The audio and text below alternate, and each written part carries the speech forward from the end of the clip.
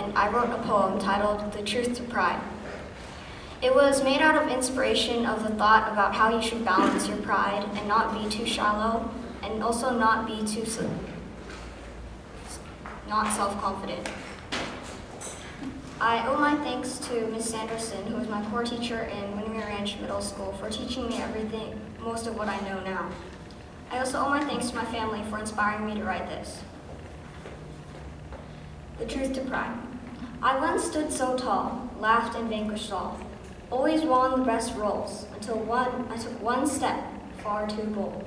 And suddenly I was beaten, and would scamper to my seat.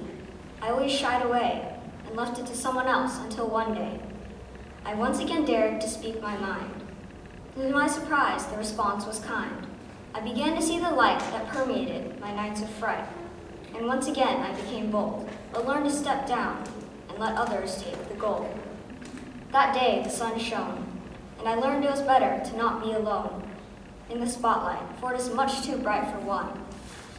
And to not stay in the shadow, because it feels so good once you can step out and crow. I know to roll with the punches, take it in stride, and hold yourself in pride. Thank you.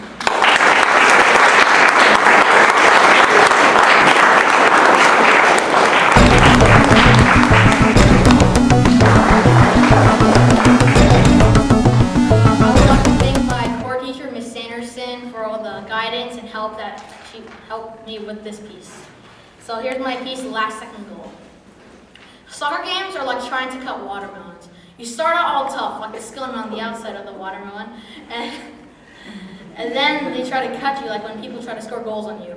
You prove to be harder than they thought, like underestimating the power of a watermelon skin. Then you get cut through the middle, and you turn out to be all soft inside. You sit and rot. You might be thinking, oh, this guy's crazy, but I have proof. Around 3 to 4 years ago, I was playing soccer, and my team had just gotten first place in the San Ramon Soccer League, and we were going to the Crossroads. The Crossroads is a rec tournament in which the top teams from 8 different leagues come together to see which team is the best of the best. There were 2 teams, there were 2 heats, 4 in each heat. Each team played each other, and the top 2 teams from each heat went to play the other. The second place of the heat went to play the second place of the other heat, and the first place of the heat went to play the first of the other heat. So our team was the winner of the heat, and we were going to the championship game. Every team in our heat, which I remember correctly, included a ballistic team, a mystic team, and a team wearing green and hexagon shapes. I don't remember what league that was from. So in the championship game, we played a Livermore team, the Earthquakes. According to the rumors from the other teams, they were really good and handled the ball extremely well. The day was cold and dreary, and the field was all muddy from the day it had rained yesterday. Early on, we took a commanding lead, 2-0, and then it was halftime.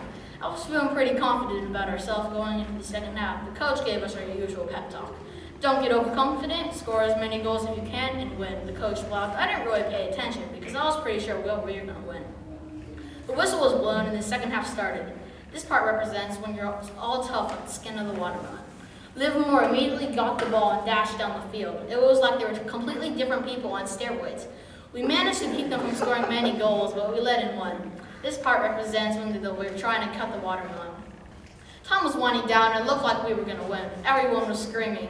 This part represents when you proved to be harder to cut than you thought. They were screaming either 2 things, go San Ramon or kill them Livermore.